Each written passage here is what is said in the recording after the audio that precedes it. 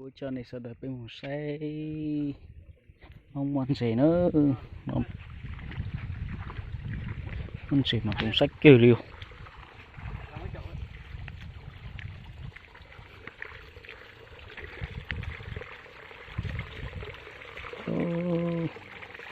mà tục lên mình không mà chỗ đây hồi nó kìa cái chẳng mấy mua kéo ao lửa mang mua cả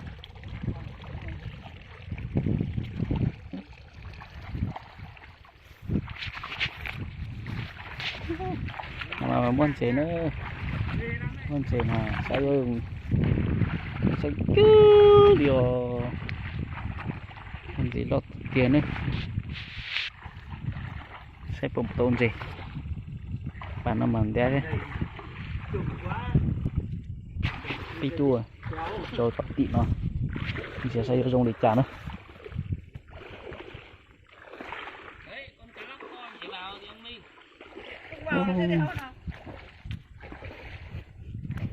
không muốn gì ô đã tụt phá rồi mà cả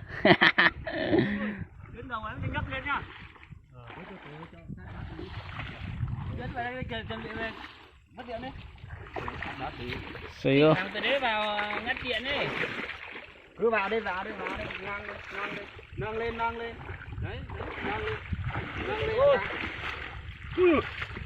mẹ cái lúc tọt chơi mẹ vào đây rồi, to cái điện đây đây hả đây nào đấy đông vào con có chân đâu từ từ đã tôi thằng điện ra có cái chậu ra rồi cái chậu đây hay chăng ô coi mua đồ điện cắt lấy để chắc cần kéo cả tòa cả nghe thì xanh chắc là nổi lên em đây gứa này nè đây không phải tôm té mà bắt cá này bắt cá thế này muốn gì mà tôm tàu đi lơ giờ nào tôm tàu té rồi xuôi ô tàu xuyên tàu cả ô nó mà hay mà cho hai tàu ra phàm đây ô xuyên nào mà căng cho xuyên nào cả nó tụt chua chợt chia xuôi được ít này đấy nó chỉ còn cái cán chốt à thế chẳng gì cho dùng xa lên mới làm được một ký này ký cũng lấy mới làm được ký đâu à đây chui vào hết rồi ồ con lóc to thật kìa chui vào tiền nữa không lấy được nhỉ chị đỏ đi nữa chua nó độc cực kia luôn thế rồi thế rồi bắt thì được cá này bắt cho bằng được chứ ô được nhiều cá đi cái này chắc hơn 2 ký chứ ký gì ây giời ngon quá ơi kéo thế này thì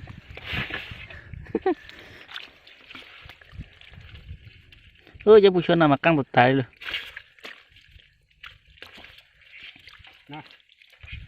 nằm mà chưa đỏ đi nữa nào từ từ đã mấy con lóc này để lại một thời gian nó to lắm này không to đâu loại kia cá lóc lọc trò mà đâu đây nè loại kia không to đâu mà loại này không to không to trắng nó mới to lấy cái gì về đi xào trước đi chỉ kéo xong rồi đi ăn nữa chứ đấy tí Ngọc lấy cái gì vậy lấy cá về ăn đi có mơ có hay cả có gì có mơ lấy tôm chứ lấy cá ăn đi cá vừa tôm thẳng đấy thoải mái chén rồi đấy bùi xuân này dầm trồi cá ký nhà lại cả ấy được 3 kg rồi kéo tiếp nữa 3 kg tôm rồi đúng tầm 3 kg rồi 3 kg rồi đấy ô thế này thì cá lúc to mà không biết cá này được không cái này thế mà nó không vào nhỉ ớt không vào bắt nguyên cua ra không phải nó cắn chết hết thôi tôm ngon quá ăn hết đi chứ cua nào nhặt bỏ vào trong luôn tí ở dưới này có cái hụt nhưng mà bán lắm nhỉ nhiều tôm cá lốp nhiều lắm Nhưng mà người ta toàn bỏ heo bỏ đồ chết ở đây rồi. Đồ chết mang thứ mang cái bán. Mình mang cái bán chứ. Không ăn đâu mà. Một tàu xuân cờ tàu bò xuân tàu lên tàu nữa tàu rể tàu xua phải 4K Về chọn cá ra riêng nhá. mà mà nhập lâu chi kilo đấy nữa Này đứng cho nó này đừng đéo đi lấy thì nó nhảy ấy, nhảy đi lấy cái to ngọc Tép. Thì lấy một ký tép với ăn cái thì xô kia, cái xô tưới nước ấy. thì cá là nấu này có cái gì chua không? Có lá chua không? Có. Đấy. Lá mì được không? Lá mì đây. Đúng khoản luôn. Có lá mì chua phải không? Ừ. Ôi thế được rồi. Sao cô nấu cá lóc? Ừ, nó có lóc mà. Còn tôm mà xào khô. Tôm xào khô luôn. Bạn không ăn. nó mà cho các món mua lửa nữa xây dùng đi chợ bữa tao một tuần tớ đó bây giờ này anh em xem kỹ nhá đi thêm một lượt nữa đó bắt được toàn tôm thôi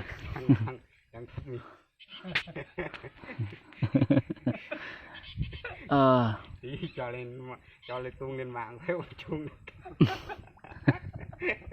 đấy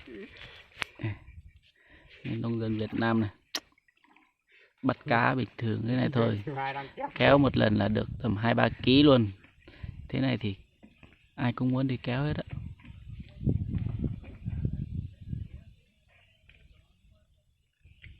Ồ. Rồi bắt đầu nào nó cắm điện nữa như thế này thôi cắm nhưng có cả điện đó phải xoàng nữa nhá lì nào mà mua tuần tộc cực cứ lì nữa mua y lì mà mua lì pep lâu kilo cũng mua tuần tàu cơ rồi rồi được họ một cái con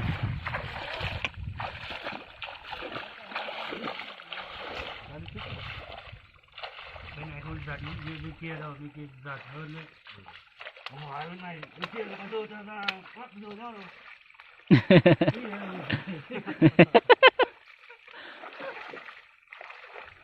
Đó. Anh em thấy chưa? Bắt cá đơn giản đúng không? Mà hiệu quả.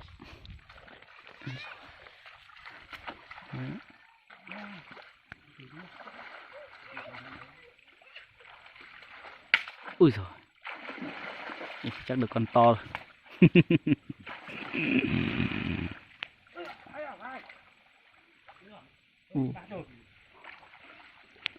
Mà bạn cho ôi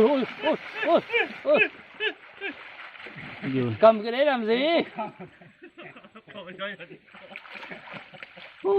thấy à, tiếng tưa tôi. Trời ơi, cú chinh đấy.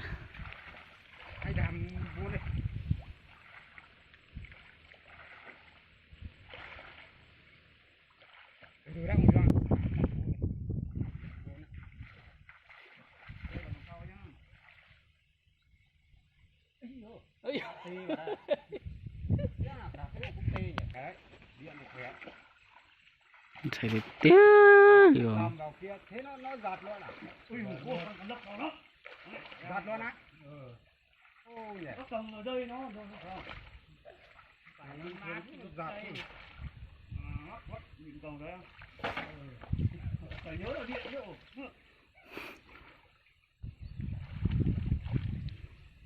Hương chạy uống sạch trắng tụi xinh trắng nào.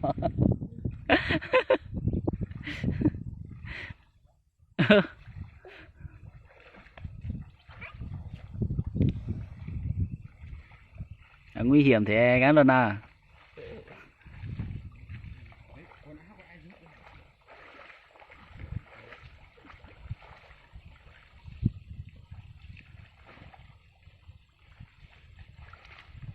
Con lắc này dí nó không gạt.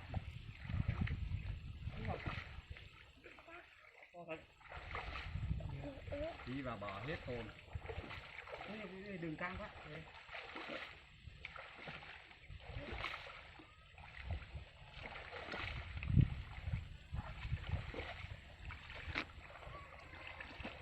Ơi Cắm cái điện không thấy tê ở đây đâu rồi. Chờ. Lưới này có điện nữa nha, nguy hiểm lắm.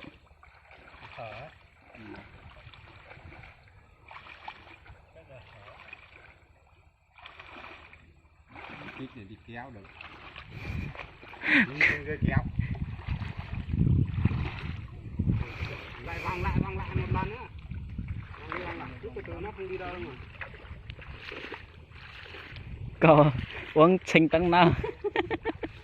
Nhà cơ hơn thì chít. Rồi tôi sắp tỉ à. Chanh tăng cơ. Vậy chính. Cơ chứ. Đấy, con cá chê đấy. Lên con chê kia này. Được con chê rồi. Con chê này. Ây giời. Cái tay bắt đi. Bà đã, bọt đi. Nó tự lo nữa đấy, nó hay đi nó tự lo. Ui, vậy chính. Xanh sẽ coi lo đến để tiếp cầu rồi. Mày chỉnh thế mà ra.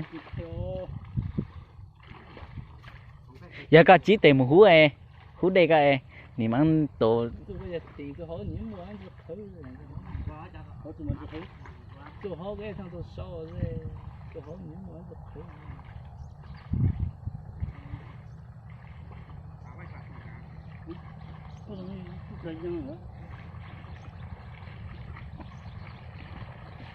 Tất cả chỉ có mắc lại cái này tí chứ nỉ tí một chút tối thì lại lại cái. Định nghe mua dù ta lại.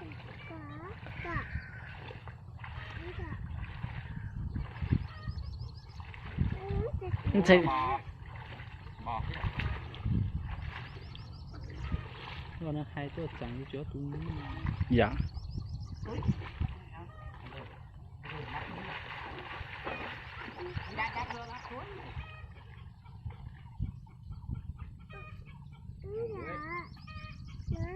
Đi mẹ à, con chê.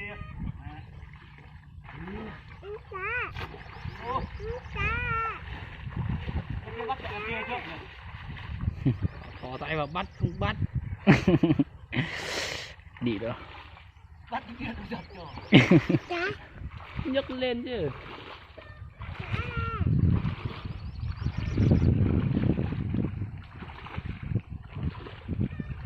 Đi không kêu à? Bây giờ là kêu nó giảm ra. Rất là giật đây. Có nhà tê người đây. Nè, lên đây. Yếu thế đâu chẳng lên được cá đấy. Ừ, xe. Vô tàu đi trả nữa.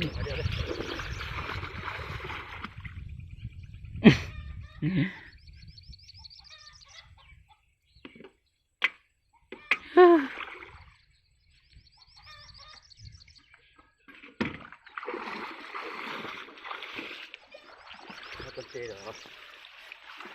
Ui. Lên đây nó còn nhảy ra. Vậy chứ.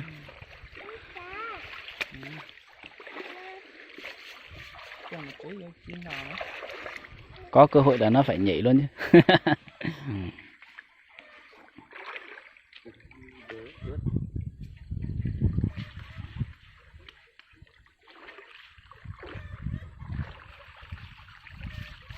Mất con chê thôi rồi. Được ít quá. Gần hết rồi. Hết rồi. Gần hết. Mất con chê. Cho coi ra này. Chê ngon quá nhỉ, mắt nhỉ. Mất con chê mẹ.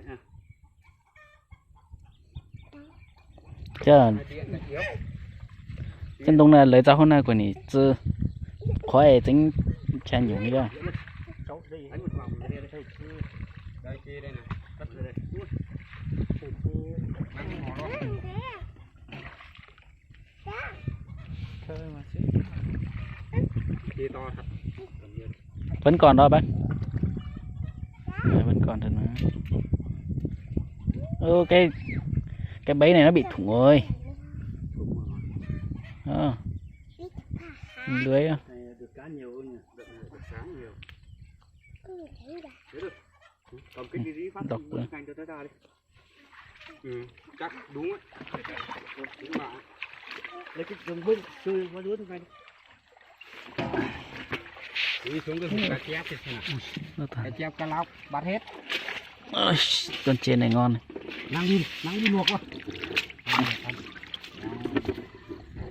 thành học không con kia về luôn